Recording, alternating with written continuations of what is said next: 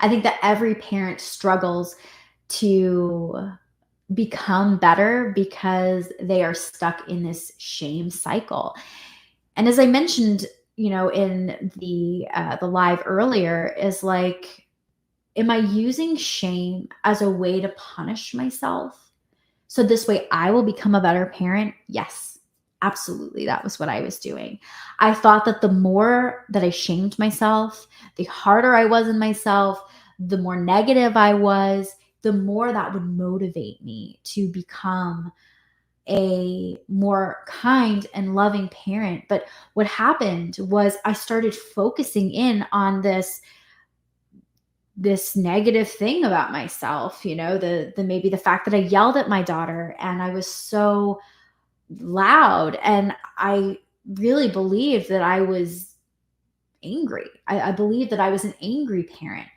And the more that I told myself that I am an angry parent, and the more I shamed myself for it, the more stuck I was. It never made me become a better parent. It only made me question myself. It only made me honestly do more of those things, because my brain was constantly looking for confirmation of, you are a bad parent. And that's what I feel like shame does to us. It really, it wants to keep us stuck. It wants to hold us. And when we can really release that, understand why we're doing it, and gain, I guess, a better understanding of when it's happening and why it's happening, I think that we will find true freedom from the shame, and we'll find ways to do it differently. I do want to mention here, though, that you're never going to stop feeling shame completely. It's not like shame is just like, oh, I'll never experience that again. Rather, it's like, let me learn how to handle shame when it comes up. So this way it doesn't stick around and it doesn't affect who I am. It's rather noticing, paying attention to, and moving forward in a way that makes you feel good. It makes you feel like you want to do better, like you want to become a better parent. So if you've been around my channel for a while, you will know that I love Brene Brown. I think all her work on shame is amazing. It was one of the very first things I did when I started counseling almost 8 years ago. I started reading all of her books, and I needed to get to an understanding of what shame was and what guilt was, because I was using those two words interchangeably. And I think in our culture, we do. We really use guilt and shame as two interchangeable things, and they're so very different. In the live I did about releasing mom guilt, it's like, yeah, like there is so much that we can do to release that guilt. And that guilt, I mean, it can be bad if we're staying stuck in it, right? And we're using shame as a tool to keep us stuck in it. But guilt in and of itself is not bad. It's not something that I ever want to run away from. I want to use it as a tool to help me to see my blind spots, to help me to see where I need to grow, where my weaknesses are. And that way I can move forward. So I can learn how to make a better choice or decision next time. And I think that it's important to know the difference between the two. I did do a video about, I think it was a podcast episode about, are you shaming your children? And I do go in a lot more detail about shame and guilt there, but I want to give you a bit of a difference here so you understand, like the difference between, are you shaming yourself or are you guilting yourself? So that way you can know which avenue to take. So shame is when you are saying statements to yourself like, I am bad. It's really this like, I am. It's this core belief that I am, I'm bad. Guilt is, I did something bad. It doesn't attach to your identity. And when you've done something bad and you can say, oh, I did something bad, it's more of like, I did something bad and I got to figure out a way to make sure that doesn't happen again. And when you're saying I am bad, that is becoming who you are. And so for years, I would say, I'm anxious and I'm miserable and, I'm angry. And I did a whole entire workshop on anger, and I talk a lot more about that in there. But the anger was calling me, or not calling me, but the anger was causing me rather um, to to shame myself and to tell myself that I was angry. It was not motivating me like guilt would. Guilt would be like, I was feeling really angry and I need to figure out a way to fix this. I need to figure out a way to not do that again. And it was not useful. And so I needed to really pinpoint and understand that that was not useful for me. That was not useful for my family, for me as a mother, for growth. It was just keeping me held back. I was stuck, and I really needed to release that for myself.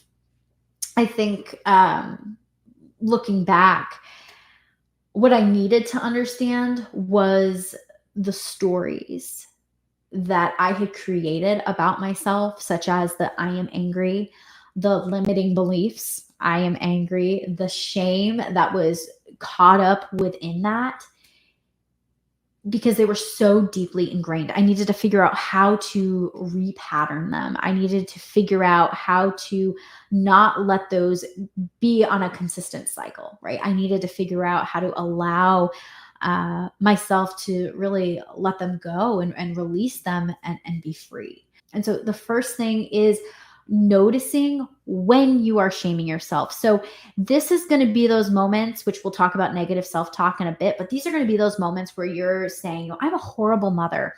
I am so angry. I am a bad parent. I hate, my kids, and I hate being, a parent. I hate being dragged around to all these different places. It's really, these moments where we start to shame motherhood, shame ourselves, and becoming aware of that. Some people really like to keep a journal of this. They will, maybe in their phone, keep a note or physically write it down every time they notice themselves shaming. This way they can pinpoint where that shame is coming from, which leads me to step 2, understanding the belief around the shame. And this is actually what I do in coaching. I help my clients to understand what belief is causing them to stay stuck in this constant state of shame. Why are they hanging on to this shame as a parent?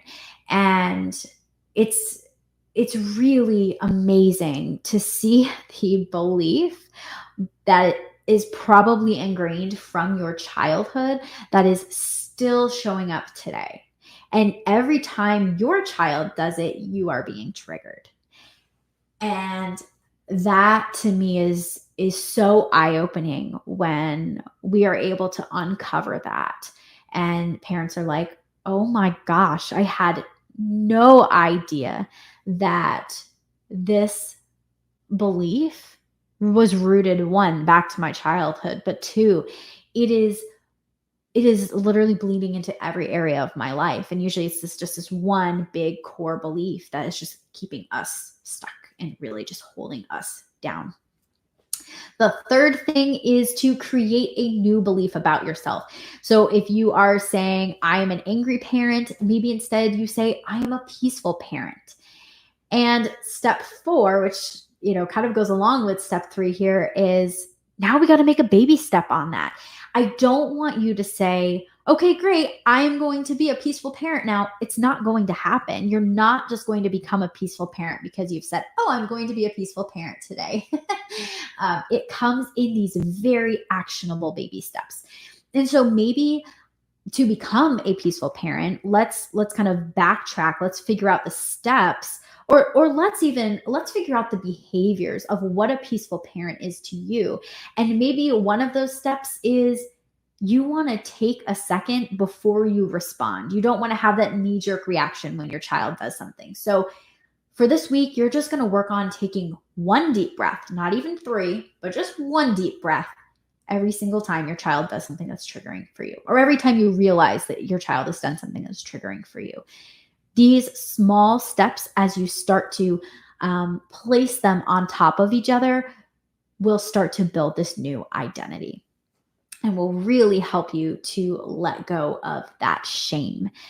So, I think that it's time that we become comfortable with the shame, become comfortable with what's going on for us internally, those fears and those anxieties, um, and know that they are so deeply rooted in our bodies. They're deeply rooted in our minds. Their patterns are hardwired. But the good news is that you can rewire them. It does take time and it does take patience. But again, that's where those baby steps come in. And you get to become that, peaceful, calm parent that you so wanted to be, because this new belief of I am a peaceful parent is going to start coming to life. And your brain is going to start looking more for the ways that you are stepping into that peaceful parent